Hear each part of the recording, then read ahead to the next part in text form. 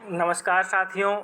आज मैं 26 अगस्त को जो सोशल साइंस की परीक्षा कक्षा 10वीं यानी कि 10 क्लास की जो हुई थी प्रोजेक्ट रेल के तहत, जिसका फुल फॉर्म होता है regular assessment for improved learning. मैं बता दूं आपको कि कोडरमा प्रशासन और शिक्षा विभाग ने मिलकर यह प्रोजेक्ट रेल का प्रारंभ किया था, जिसके कारण 2023 के मैट्रिक और इंटर में 100% परीक्षा का परिणाम आया था। इसीलिए स्कूली शिक्षा एवं साक्षरता विभाग ने इसे पूरे झारखंड में लागू करने का निर्णय लिया है। और देखिए, इसमें कुछ इंस्ट्रक्शन है, मैं आपको बता देता हूँ कि इसमें 16 प्रश्न रहेगा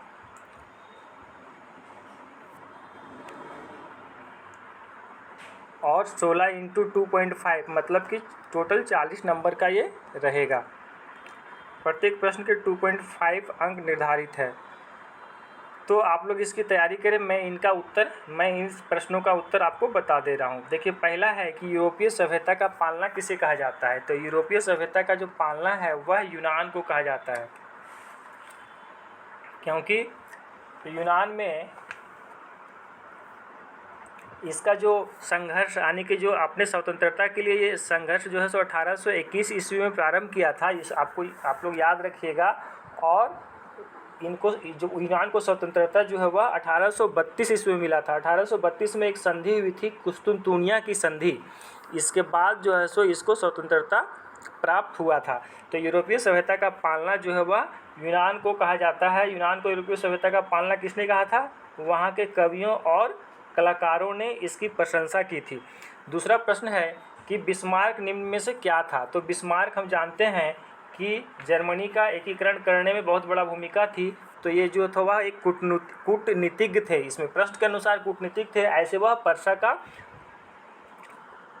प्रधानमंत्री या प्रमुख मंत्री था, जो कि जर्मनी के एकीकरण में बहुत महत्वपूर्ण भूमिका निभाया था।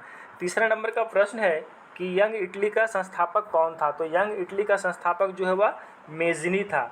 मेज़नी का जन्म 1807 ईस्वी में जेनेवा में हुआ था और इटली का एकीकरण प्रारंभ में इन्होंने ही प्रारंभ किया था, लेकिन किन्हीं कारणों से असफल हो गया था। यंग इटली और यंग यूरोप दो की स्थापना इन्होंने किया था इटली के एकीकरण के लिए।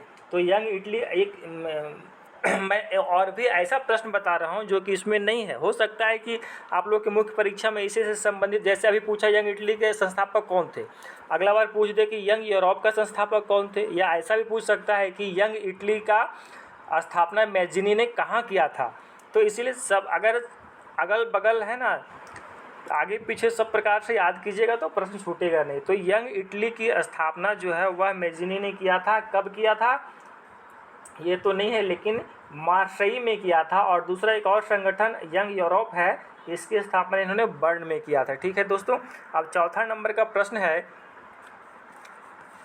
कि बेल्जियम में कौन सी भाषा बोलने वाले बहुसंख्यक है। तो बेल्जियम में जो है वह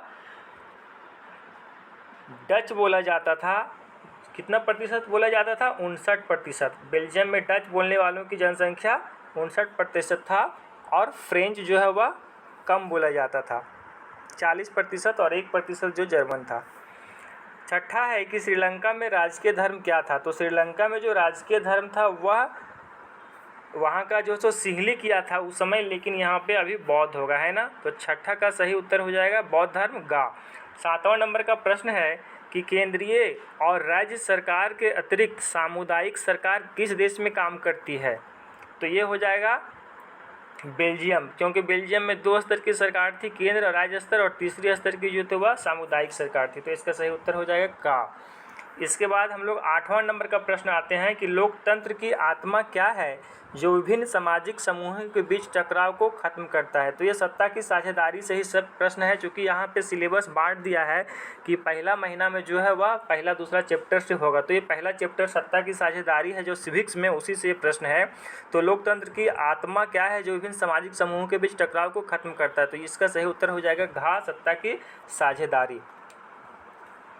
9वां नंबर का प्रश्न है कि किस राज्य में पवन और सौर ऊर्जा संसाधनों की बहुतायत है। ये भूगोल से प्रश्न था। हमको लगता है कि 16 टोटल प्रश्न है, 4 प्रश्न है इतिहास से, 4 प्रश्न है नागरिक शास्त्र या पॉलिटिकल साइंस कह सकते हैं सिविक्स से, 4 प्रश्न है भूगोल ज्योग्राफी से और 4 प्रश्न है अर्थशास्त्र इकोनॉमिक्स से। ठीक है दोस्तों, तो 9वां नंबर का प्रश्न है कि किस राज्य में पवन और सौर ऊर्जा संसाधनों की बहुतायत है। तो हम लोग जानते हैं कि राजस्थान में जो है सो पवन ऊर्जा बनता है और सौर ऊर्जा भी वहीं होता है, तो 9वां का सही उत्तर हो जाएगा गा। अब 10वां नंबर का प्रश्न है कि दक्कन के पठार के क्षेत्र के उत्तर पश्चिम भागों में किस प्रकार की मिट्टी पाई जाती है। तो यहाँ पे जो है वह रेगुर मिट्टी पाई जाती है, तो 10वां का सही उत्तर हो जाएगा खा। 11 नंबर का प्रश्न है हमारे पास भेंट करने के लिए बहुत कुछ है लेकिन पेटी भरने के लिए नहीं, यह कथन किसका था। यह कथन जो है वह गांधी जी का है। 11 का सही उत्तर हो जाएगा घा। 12वां नंबर का प्रश्न है तट रेखा से कितनी दूरी का क्षेत्र सीमा अपवर्जक आर्थिक क्षेत्र कहलाता है। तो ये हो जाएगा 200 समुद्री मील, यानी कि इसका सही उत्तर हो जाएगा खा। 13 नंबर का प्रश्न है एक अमीर परिवार की लड़की के लिए विकासात्मक लक्ष्य क्या हो सकता है। देखिए यहाँ पहला नंबर ऑप्शन है अधिक दिनों तक काम मिले, तो अधिक दिनों तक काम मिले। जब अमीर लड़की है, अमीर घर की बेटी है, तो उसको काम की क्या आवश्यकता है, अधिक दिनों तक काम मिले, ये इसके लिए विकासात्मक लक्ष्य नहीं हो सकता है। खा है उसके भाई को जितनी स्वतंत्रता मिलती है उतनी स्वतंत्रता उसे भी मिले, ये होगा सही उत्तर। वो चाहती है कि जितना मेरे भाई को आज़ादी मिलता है, घर में छूट मिलता है, उतना हमें भी मिले।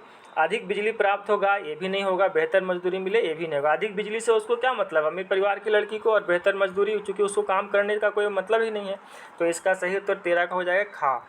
अब चौथा नंबर का प्रश्न है कि मानव विकास रिपोर्ट कौन जारी करता है। तो मानव विकास रिपोर्ट जो होगा संयुक्त राष्ट्र विकास कार्यक्रम जारी करता है, यानी कि सही उत्तर हो जाएगा घा।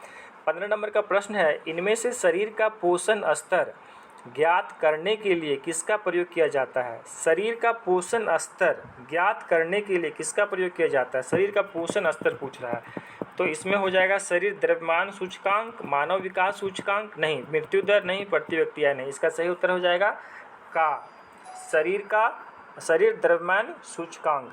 अब 56 नंबर का प्रश्न है कि मान लीजिए कि किसी देश में 4 परिवार है, इन परिवारों की प्रति व्यक्ति आय 5,000 रुपया है। अगर 3 परिवारों की आय क्रमशः 4,000, 7,000 और 3,000 रुपया है, तो चौथे परिवार की आय क्या है। यानी कि इसमें औसत निकालने के लिए बोलता है। तो औसत में हम लोग कैसे निकालते हैं, कुल आय को कुल जनसंख्या से भाग देते हैं। तब मान ले कि यहाँ बोल रहा है कि मान लीजिए कि किसी देश में 4 परिवार है, इन परिवारों की प्रति व्यक्ति 5,000 है। तो अगर हम 5,000 को हम अगर गुना करेंगे, 5,000 को हम गुना करेंगे 4 से, तो कितना होगा 20,000 रुपया होगा। तो 20,000 रुपया होगा, तो यहाँ हमारा पहला है 4,000, 7,000 और 3,000, तो कितना हो जाएगा 7 और 4 11, 11 और 3 14, तो 14, 20,000 में 14,000 घटाएंगे तो कितना होगा 6,000, तो इसीलिए सही उत्तर हो जाएगा गा। तो 16 का सही उत्तर हो जाएगा गा। ठीक है दोस्तों, तो ये आपका उत्तर मैंने बता दिया, आप लोग देख लीजिएगा। और जो मेरे चैनल में अभी तक नए हैं वो मेरे चैनल को प्लीज़ सब्सक्राइब कर लीजिएगा, ताकि अभी जो भी परीक्षा प्रोजेक्ट रेल के तहत वीकली टेस्ट हो रहा है अभी विद्यालयों में, सभी विषयों का सभी उत्तर मैं आपको विश्लेषण सहित बताऊंगा। धन्यवाद।